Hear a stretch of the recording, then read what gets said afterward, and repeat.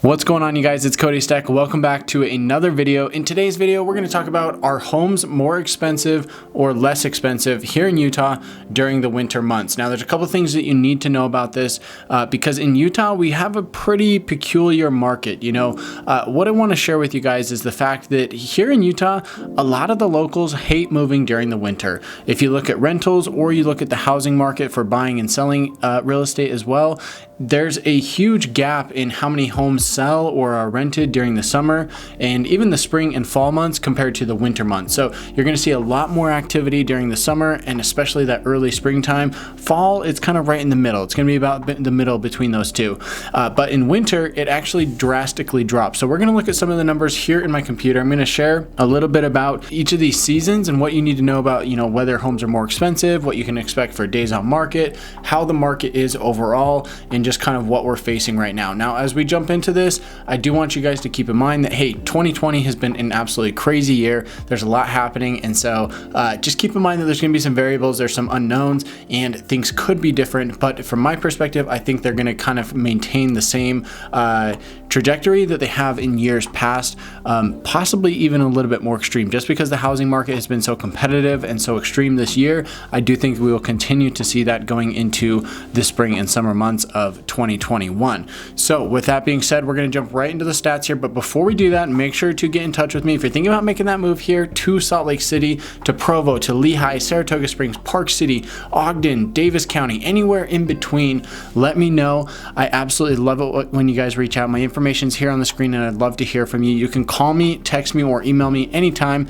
I absolutely love hearing from you guys, and I've helped people from all across the world relocate right here to Salt Lake City, Utah. Don't forget to subscribe to the channel to get notified when these new videos come out, and I appreciate the early thumbs up here on the video. If you enjoy this content, give me a thumbs up. It helps me out massively with the YouTube algorithm. So without further ado, let's jump right here into my computer and take a look at some of the stats here. So what I want to show you or tell you about here on our screen that we're looking at, we are looking at stats going back to February of 2015. Let me scroll all the way down here to the bottom. We're looking at stats for February 2015. It actually doesn't show it on here, sorry. But it's right here. Right here at the middle of the screen, search criteria. So we're looking at the state of Utah, and the county is Salt Lake, Davis, or Utah County. This is the main part of the Wasatch Front. So those are the three counties that I wanted to put in here. We are not sorting by single family versus condos versus townhomes or mobile homes or anything like that. We're just taking all real estate across the board. We're putting it in here, and we're going to look at how, what the stats tell us basically. So looking back all the way to February 2015, you can see here the important columns that we're going to want to look at are the count, which is the number of houses or pieces of real estate that have sold. We're also going to look at these two columns right here, median OL $, median sold $. Basically what this means is your median original list price. This is the price that it was originally listed at. And then your median sold price. What did it actually sell for compared to the list price?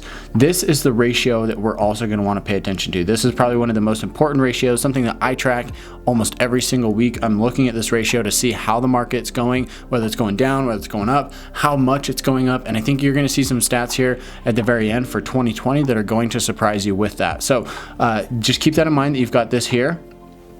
And then the last column is the other one that we want to look at, which is median cumulative days on market. That's what the CDOM stands for. This is how many days the home was on the market before going under contract, basically. So you can see here that we're going to see some varying numbers, and I'm going to point these out as we go so we can kind of look at it together. All right. Looking at February and March, this is kind of going back early spring, very early spring, probably late winter, I would say. February and March are considered late winter. You can see that the count here goes from 1,800 to 2,600 before jumping up to the 3,300 mark, give or take, in June and July. Cools off just slightly as we go into August. That's because there's typically kids are in school at that point, and so the market does slow down just a hair right there. And then as we go into winter, you can see it slows down again as well. So October 2,400, November 2,000, December 2,400, January 1,600. So there's a pretty big difference there. You can see that in January of 2016 at 1,600, that's almost half In fact, it is less than half of what we saw in June of 2015. So less than half the amount of homes sold. Looking at these columns here, you can see that the price continues to kind of slowly creep up. You know, from month to month, it's going to vary a lot, right? It depends on what homes sell for, how many homes sell. I mean, there's a lot of factors that go into this median price. But looking at this, you've got homes, you know, the median price across the board, roughly 225, 231. You can see that here in June, jumps up to 247, 750. And then it actually does come back down just slightly as we go into the fall. And then through the winter, it kind of stays flat, at least the early winter. And then January, it was pretty low actually, 237, but it's still higher than you can see up here in February, March of the previous year, right? Just the market moved up. And then in February of that next year, it actually jumped up significantly up to 246, 250, 254. So you can see that the homes here, the overall price is going up, but as we go into winter, generally the trend is that the home prices are going to get just a hair cheaper across the board. It's not like it's going to drop 10%. It's not going to drop 5%. We're talking like, look, instead of the market going up, it's kind of going flat. That's really kind of what we're looking at. So also looking at days on market, you can see that here in February, 55 days on market, March, 33 days on market. As we go into the summer months, 18 days on market. So very low, very low, very low, all the way through here.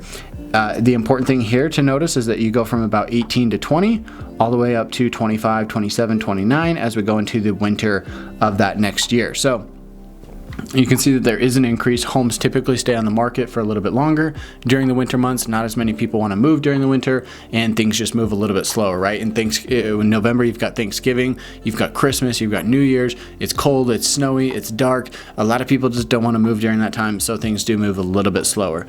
Now, let's look at 2016. So going into this, you're going to see a lot of the same similarities. Okay, so let's actually take a look at May and June and July of 2016. Going into the summer of next year, you can see that we hit 3,100 sales, 34 basically, 3,000, 3,000, 3,000, and then it does drop again as we go into the winter months. So again, kind of the same exact pattern there. Pricing, again, almost the same thing. You know, it starts out the year at about 237, climbs, hits a high here in June. July dips slightly. August hit that high again of 268, and then kind of dip down slightly as we go into that winter. So you can go from 268 down to 261, 264, 262. So the market is kind of going down a little bit, even though when you zoom out and look at the big picture, the market is actually still going up. So it does just kind of slightly dip in the winter, but the overall market is still climbing during that time. You can also see here in this middle column that, hey, during the spring, summer, fall months, you're going to pay close to the full asking price. At least you did at this point in time, right? Things are a little bit different now, but May, you paid 100% on average. So the home was listed at $265,900 and it sold for $265 on average. So same thing here, 99%, 99, 99, 99, all the way through the summer months into the fall, and then it does just drop slightly going into the winter. So 2016, 97, January 2017, 98, 97. Days on market, same thing, much lower in the summer than it is here in the winter. Coming into 2017, I'm not going to go through this whole thing together with you guys, just because it's going to be kind of the same pattern. But I just want to show you here. Look, May, June, July, August, roughly 3,000 sales, give or take, and then drops a little bit as we go into December, January, February. Same thing with the pricing. More expensive on average in the summer, and then drops a little bit in the winter. Days on market, same exact story. Now, let's jump over to 2019 because I want to see, we want to compare this year, 2020, to 2019 of last year, and then we're also going to kind of do a little bit of projection into 2021. So 2019, we are seeing the same exact thing. Sales are between 3,000, 3,500. It actually picked up here. One, because there's more housing available because homes have been built over those last couple of years. Two, because the population's increasing. And three, just because interest rates are really good and a lot of people are trying to make a move. So during 2019, that's why these numbers are again a little bit higher than they were in 2016, 2017, etc. But you can see this drop here again down to 1,800 in January of this year. These median sales price to original list price, you can see through the summer, 99% across the board, and then just dipping slightly as we go into the winter months. Same thing with the days on market, 17, 16, 18, 19, and then climbing back up to about 30 for days on market. Now, January through December of 2020. December is not yet complete, so it's not going to be, it's not going to have all the information that you need here, but man, this has been a crazy year. I have to pause because it's been a little bit crazy. So January, 1,800 sales, February, 2,200 sales, give or take, March, 25, but then here in April and May, we had very, very low sales. The median sales price to list price did not actually drop. We sat right at 100%, meaning that basically across the board, you're going to pay full price for the home. You're going to pay full price based on what they're asking. Days on market still very low. 15 days, 9 days, 15, 13, very, very low for this time. Looking back, we were seeing 16, 18, 19. So even lower than it was before, despite everything going on in the world.